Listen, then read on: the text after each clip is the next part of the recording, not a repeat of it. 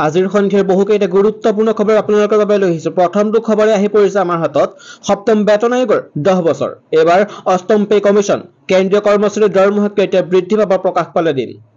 কেন্দ্ৰীয় চৰকাৰৰ কৰ্মচাৰীৰ বাবে আহি আছে এক অতি ডাঙৰ খবৰ।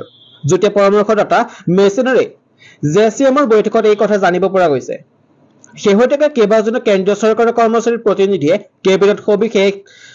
কেবিনেট সচিবক সাক্ষাৎ কৰি অষ্টম বেতন আয়োগৰ দাবী উত্থাপন কৰিছে। খবৰ অনুসৰি অহা মাহত অষ্টম বেতন আয়োগ গঠন কৰা হ'ব।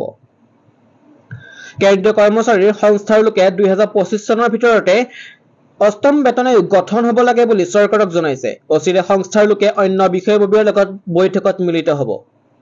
কিছুদিন পূৰ্বে কেন্দ্ৰীয় চৰকাৰে কৰ্মচাৰীৰ ডিএ বৃদ্ধি কৰিছে। 2024 চনৰ জুলাই আৰু ডিচেম্বৰ মাহৰ ডিএ বৃদ্ধি কৰিছিল কেন্দ্ৰীয় চৰকাৰে। এইবাৰ প্ৰশ্ন হৈছে কেন্দ্ৰীয় চৰকাৰৰ কৰ্মচাৰীৰ ডিএ বৃদ্ধি হ'ব নেকি? সাধাৰণতে কেন্দ্ৰীয় চৰকাৰ কৰ্মচাৰীৰ মূলত 10 বছৰ মূৰে মূৰে দৰমহা স্কেল বৃদ্ধি পায়। বৰ্তমান কেন্দ্ৰীয় চৰকাৰৰ কৰ্মচাৰীয়ে 53% ডিএ লাভ কৰি আছে। এই ডিএআৰ বৃদ্ধি 2024 চনৰ 1 জুলাইৰ পৰা কাৰ্যকৰী হোৱাৰ লগতে বৰ্ধিত দৰমহাৰ লগতে এৰিয়া লাভ কৰি আছে। 2025 চনৰ বাজেটত অষ্টম পে কমিশ্যন ঘোষণা হ'ব পাৰে বুলি আশা কৰা হৈছে। অৱশ্যে সম্পূৰ্ণ প্ৰতিবেদন দাখিল কৰাৰ আগতে সেই বিষয়ত পৰ্যালোচনা কৰা হ'ব। সপ্তম দৰমহা আয়োগৰ সিদ্ধান্ত ল'বলৈ 18 মাহ সময় লৈছে। 2016 চনতে কাৰ্যকৰী হৈছিল সপ্তম দৰমহা আয়োগ। অষ্টম দৰমহা আয়োগ কাৰ্যকৰী হোৱাৰ বাবে বিভিন্ন আলোচনা চলি আছে। ষষ্ঠৰ পৰা সপ্তম দৰমহা আয়োগৰ সিদ্ধান্তৰ সময়তে ফিটমেন্ট ফেক্টৰ 3.38লৈ বৃদ্ধি কৰাৰ দাবী উত্থাপন হৈছিল।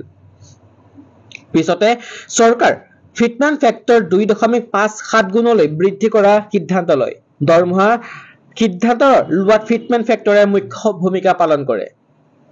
সূত্ৰ অনুসৰি মোদী চৰকাৰে কৰ্মচাৰী ফিটমেন্ট ফেক্টৰ সন্দৰ্ভত বিভিন্ন চৰ্চা হৈ আছে। কিন্তু অষ্টম বেতন আয়োগৰ ফিটমেন্ট ফেক্টৰ 1.92 হ'ব পাৰে। তেনে ক্ষেত্ৰত ন্যূনতম দৰমহা 18,000 পৰা 34,000 টকালৈ বৃদ্ধি পাব পাৰে। যদি 2025 চনৰ বাজেটত সপ্তম বেতন আয়োগ কাৰ্যকৰী হয় তেন্তে চৰকাৰী কৰ্মচাৰীৰ বাবে হ'ব এয়া এক সুখবৰ। কৰ্মচাৰী সংঘৰ জ্যেষ্ঠ সদস্য নিউজ 18ক জনাইছে যে 2024 চনত বহু সময় কি হ'ব পাৰে এতিয়াও স্পষ্ট হোৱা নাই। এই ক্ষেত্ৰত চূড়ান্ত সিদ্ধান্ত ল'ব কেন্দ্ৰীয় চৰকাৰৰ কৰ্মচাৰীয়ে আৰু যথা সময়ত কেন্দ্ৰীয় চৰকাৰে সিদ্ধান্ত ল'ব পাৰে।